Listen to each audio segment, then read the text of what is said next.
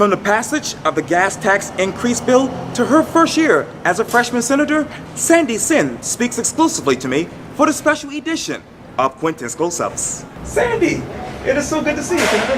Hey, Quintin, how are you, buddy? I'm doing great. Good. Well, let me take you back to last week. As you know, the House and Senate overrid Governor McMaster's veto on gas tax increase. As we stand here right now, are you happy with that? Well, yes and no. I have a love-hate relationship with the gas tax. First, everybody knows that we need to get the roads fixed. No doubt about that. When I was campaigning, one of the things that I told everybody that I was unhappy with was the way that the gas tax is distributed. Large counties have always gotten the short end of the stick. We collect the lion's share of the gas tax, and it goes to a lot of other different smaller counties based on different criteria.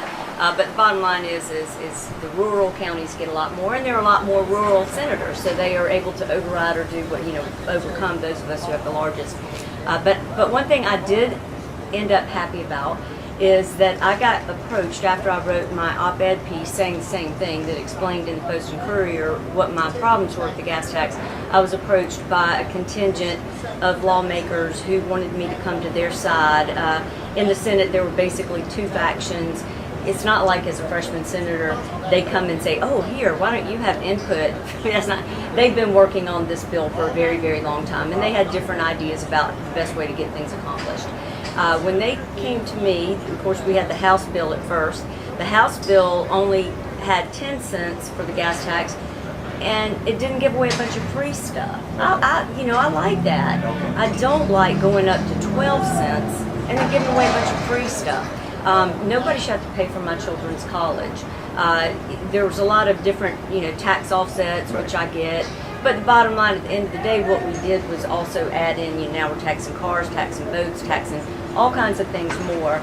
A little bit that made me feel better about the student issue is that, even though this was not an educational bill, it was a roads bill, is that money is going to be paid from out-of-state motorists who move here when they register their cars. They used to not have to pay a fee. Now they have to pay a $250 fee per car. In addition, the Senate's version of the gas tax does allow for up to 2 cars to get every single penny of your money back. I disagree with the drafter of the amendment, who is a good guy and worked really hard on this, which was Senator Grooms, that people are not going to claim that deduction because you do not have to go and collect your money at the pump. Basically, if you use your credit card or your debit card for your gas purchases or for your car repairs, that's all you have to turn in, and you have to keep that safe, and then you just write it down as a line item in your tax returns. So if you don't file tax returns, well then you're not going to be able to get the tax break, and I'm okay with that. Certainly was not in favor of giving people back 150% of what they put in. That to me was silly. But at least now we're back to 100% for up to 2 cars, so that does put more of the burden on the tourist. The thing that really pushed me over the edge into voting for it is that I got the C fund allocation increased. That is something that people have tried for years and years to get changed since it was instituted in 1993. And that is to bring more money locally to the donor counties. Charleston County, Dorchester County is often the donor county. And so what that does is we're now going to have in Charleston County between 12 and 14 million more dollars, and in Dorchester between 4 and 6 million more dollars in C-Fund and C-Fund donor bonus money. This is money that the county was not anticipating. This is money that can be used locally. Sure. My hope is that some of it, especially since they will budget for it next year. Right. But right now the county surely hasn't been budgeting for it or anticipating this money coming in. And part of that will be coming in this year. I'm hoping we can do things like save those trees in Riverland Terrace, use it for badly needed sidewalk and drainage projects, certainly Orange Grove Road, but also definitely Woodland Shores Road. It's dangerous out there. And there's an endless number of wish lists. I know people in Dorchester County need sound barriers right there on Dorchester Road. Lots and lots of wish lists, but this is enough money to really kind of make a dent. Help with the bicycle trails, and everybody wants to have more mass transit. This kind of money can make a difference locally, so I'm very proud. In fact, whenever we got together in our group after the conference, they came and they were calling it Sandy's C Funds, and they let me know that Sandy's C Funds remained in the budget, and that got my vote. For those folks who had some of my fellow lawmakers originally vote for the gas tax, and then little things they say they didn't like or whatever when it came out of conference caused them to pull their votes. But really, I think what happened is they could see the margin in the numbers, and that way they could say, hey, I don't need to vote for the gas tax when I go run for re-election. I can say I didn't vote for the gas tax.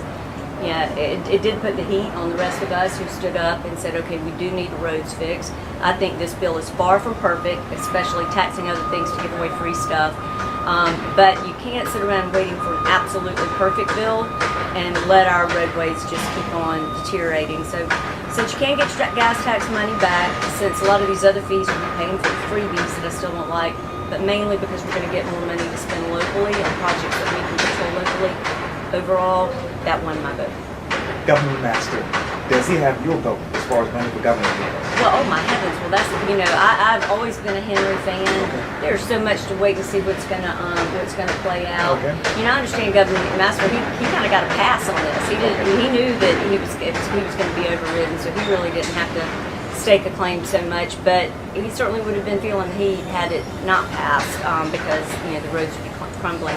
But I understand politically why he did what he did. I've always been a fan of McMaster, and the world's his oyster, and I can't wait to see what's going to happen in the future. Speaking of future, let's go back to your first year as freshman senator. What has that been like in your mind? Well, that's this year. It was a learning experience. Really? It really was. I had no idea.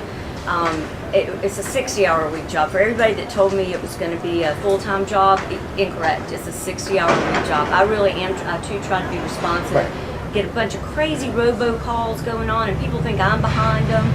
One person even actually used a Campaign for Liberty group, which is a Coke money, dark money group, sent out something, and there's another group that said I don't like veterans, concerned veterans for free speech. All of that is just junk. That's all junk mailers, junk emails from political activists trying to keep us from learning who all is putting money in political campaigns. That's dark money. They sent out these robocalls that looked like it came from my phone number, which it did not. And then people were inundating my law office. That is just not fair. That's just below the belt.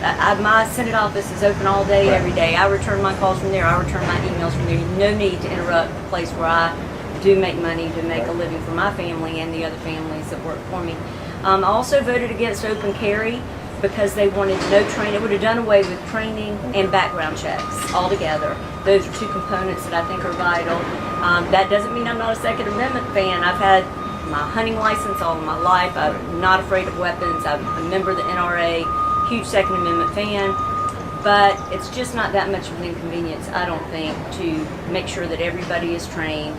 People have to be trained on all sorts of other things in order to continue to operate safely. So I had a little issue with that. But otherwise, really, it was just learning relationships, friends, people that you get along with, people that you think alike with. It's been interesting. It's been interesting. Time consuming, but interesting. I would imagine. And what is that one bill in your mind that you said, I wish I could have gotten passed this year, but I'm going to try it next year? Well, there's some law enforcement type activities that are actually going up to the top. Desecration of graves is one of mine, but also to make sure that officers have the tools they need to stop a potential school shooting if they see stuff on the internet. Right now, there are limited ways that they can stop that. Also to keep people who we know have placed false applications for guns in. The feds don't prosecute them. Law enforcement here locally wants to prosecute, so we need to fix that. But I got my first little bill passed, so I was happy, and that really had to do with the river dogs. It was something the river dogs wanted me to get passed. It's crazy. At the end of session, some of the, I guess, liquor people and the total wine people tried to change my bill a little bit, but it came out clean. It got signed, so I'm happy with my one little bill, and then I have others in the pipe for next year. Wow. Well, Senator Senn, thank you so much for coming. I really appreciate this. Thank you. You too. I appreciate that.